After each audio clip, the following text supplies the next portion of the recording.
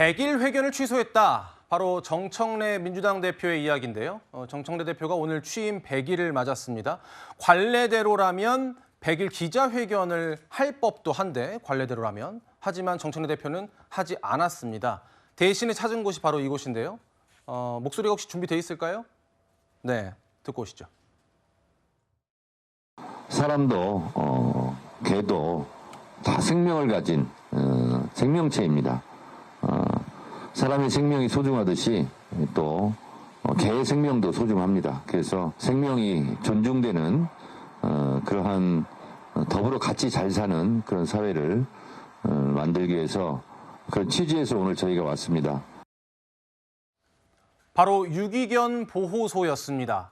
100일 기자회견을 하는 대신 유기견 보호소로 가서 봉사활동을 한 건데 장혜미 대변인님 어떤 취지일까요? 기본적으로 원래의 일상대로 당대표의 일정을 소화하겠다는 의지가 있는 것 같고요. 제가 이제 기본적으로 정청래 당대표가 언론의 어떤 인터뷰나 이런 질의에 응하지 않는 부분에 대한 이야기를 들을 기회가 있었는데 기본적으로 지금 집권 초기에 더 국민들께 다가가야 되는 건 이재명 대통령이라는 점에 대해서는 이론의 여지가 없고 그렇다면 당대표가 그 부분과 관련해서 더 앞서 나가거나 반보라도 더 앞에 나가 있다는 인상을 드릴 필요가 없다라는 취지였습니다. 예. 그 연장선상에서 말씀 주신 대로 당대표들이 100일 기자회견이라고 해서 관행적으로 했던 부분이 있지만 본인은 본인의 일정대로 할 거다. 그리고 100일 기자회견에서 계속해서 언론의 이제 조망에 따르면 당정 갈등이다 했다라는 부분에 대해서 민주당 입장을 설명드리더라도 그 부분이 또 다른 해석을 나올 수 있는 그런 부분까지 저어하고 조심하는 게 아닌가라고 개인적으로 생각합니다. 그 말씀을 종합해보면 이른바 명청 갈등에 대해서 아무래도 의식을 할 수밖에 없었다 이렇게 들리기도 하고요. 그렇게 봐야 되겠죠. 정청래 대표가 취임 100일이잖아요. 취임 초기에 얼마나 정광석과 같이 모든 걸 해결하겠다며 강하게 밀어붙였잖아요. 언론에 대한 공격도 서슴지 않았죠. 그런데 갑자기 입장이 왜 바뀌었을까? 저는 계기가 있었다고 봐요. 대통령실에서 분명히 불편한 입장을 전달한 경우가 있었잖아요. 갈등이 노출이 됐고 그 이후에 급작스럽게 조금 기류가 변했다고 보는 겁니다. 취임 100일경에 언론과 이런 기자회견을 하는 것은 관행대로 이어져 왔던 것이에요. 그 이유는요. 국민을 대신해서 궁금한 점을 집권여당 대표, 190석을 대부분을 갖고 있는 집권여당 대표에게 국민을 대신해서 언론이 질문을 하고 향후 전국은 어떻게 이끌어 나갈지를 질문하기 위한 자리죠. 그런데 정청래 대표는 일방적으로 그 자리를 없앴습니다. 그 이유가 저는 그 명청 갈등을 의식한 것이라고밖에 보이지가 않고요. 이 기자회견을 열리면 질문이 너무 뻔하잖아요. 지금의 이 현 정국에 대해서 이재명 대통령에게 불편한 그리고 그것에 대해서 정청래 대표가 솔직하게 말했을 경우에 또다시 갈등 양상으로 치달을 수 있기 때문에 기자회견을 취소했는데요. 그렇다고 저는 이 갈등 자체가 봉합됐다 그렇게 보지는 않습니다. 예. 향후에도 어떤 지방선거를 앞두고 여러 가지 갈등을 야기할 수밖에 없는 요소가 많고 정청래 대표가 영원히 언론의 질문을 회피할 수가 없기 때문에 저는 이런 식으로 언론의 질문을 회피한다고 해서 갈등이 봉합되는 건 아니다 이렇게 말씀드립니다. 네, 정청래 대표의 100일은 숨가빴습니다. 본인이 공약을 했던 검찰개혁 약속은 사실상 달성을 했다는 평가가 나오는데요. 사실 이러한 과정에서 대통령실과의 엇박자 얘기도 있었습니다. 구부장님. 네. 부장님은 그 정청래 대표의 100일을 어떻게 평가하십니까? 네. 일단 속도전에서는 성과가 있었다고 봅니다. 그런데 그 과정에 입법들이 다양하게 이루어졌는데 그 입법에 대한 이 긍정적인 평가냐 또는 부정적인 평가냐는 이 시간을 두고 좀 지켜볼 필요가 있지 않나 하는 생각이 듭니다.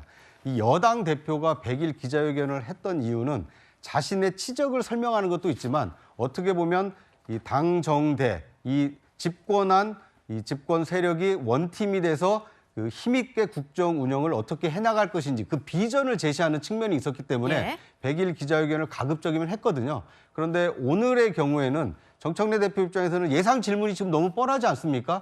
그 검찰의 대장동 항소심 포기에 대한 입장이 뭡니까? 그다음에 부산 시당위원장 그 컷오프에 대한 논란이 있는데 이 명청 갈등 아닙니까? 근데 이런 어떻게 보면 답변하기 껄끄러운 질문이 예상이 되기 때문에 이 100일 기자회견 또는 기자 간담회를 하기보다는 이 1000만 애견인들을 겨냥한 그 봉사활동으로 대체한 것이 아닌가 하는 생각이 듭니다. 네, 김민주 부대변인님은 네. 어떻게 평가하십니까? 이게 원래는 정청래 당대표가 수석 최고위원이었잖아요. 이재명 당대표 시절에. 그래서 예. 그때는 자주 봤던 거예요. 이다 보니까 이심점심, 뭐 이심정심 해서 그걸 굉장히 강조하셨는데 이제 이재명 대통령이 되시고 그다음에 이제 당대표로 정청래 당대표가 되신 이후에는 이심정심이 아무래도 거리가 멀어지고 시스템적으로 한 나라의 대통령이시고 공당의 여당의 대표다 보니까 이심정심 시스템적으로 조금 더 좀 공고해져야겠다 이런 생각이 좀 들고요. 특히나 중심이 좀 다릅니다. 정청래 당대표가 박찬대 그 후보하고 경선에서 이겼을 때 굉장히 검찰개혁, 언론개혁, 사법개혁을 강하게 밀어붙이겠다 하고 당원 주권을 굉장히 강조했단 말이에요. 근데 이재명 대통령 입장에서는 이제는 한 정파의 대통령이 아니라 온 국민의 대통령이 되겠다고 말씀을 하셨기 때문에 예. 주요하게 자기가 중심에 놓고 바라보는 것들이 다르다라는 생각이고요. 이번에 그러면서 또 유동철 그 부산시당 위원장 컷오프 사건을 좀 돌이켜 보면 이것도 마찬가지입니다. 그 내심을 보면 최근에 이제 유동철 후보께서 초반에 선거운동을 하실 때 더민주 전국혁신회의의 공동 상임대표 이름으로 선거운동을 좀 많이 하셨어요. 예. 근데 더민주 전국혁신회의는 많은 분들이 아시다시피 그 이재명 대통령 대선 기간에 전위 조직 아니면 당내 뭐 이런 정파 조직으로 좀 많이 성장을 했죠. 그러나 정당 운동 하는 데에서는 필요한 조직이나 그 속한 분들이 선출직이나 아니면 당내 조직적으로 뽑히기를 원하는 거는 당이나 그다음에 대통령에게 부담이 되는 일이거든요. 예. 특히나 이제 지방선거가 얼마 안 남은 상황에서 더민주혁신회의의 후보다라는 것들이 어떻게 공정한 경선을 기대할 수 있을지 좀 의문이 들고 좀 우려가 있기 때문에 이번에 아마 선의의 피해를 좀 유동철 그 위원장께서 보신 거 아닌가 이런 생각을 해봅니다. 사실 민주당 부대변인으로서는 굉장히 하기 힘든 말씀을 솔직하게 주신 건데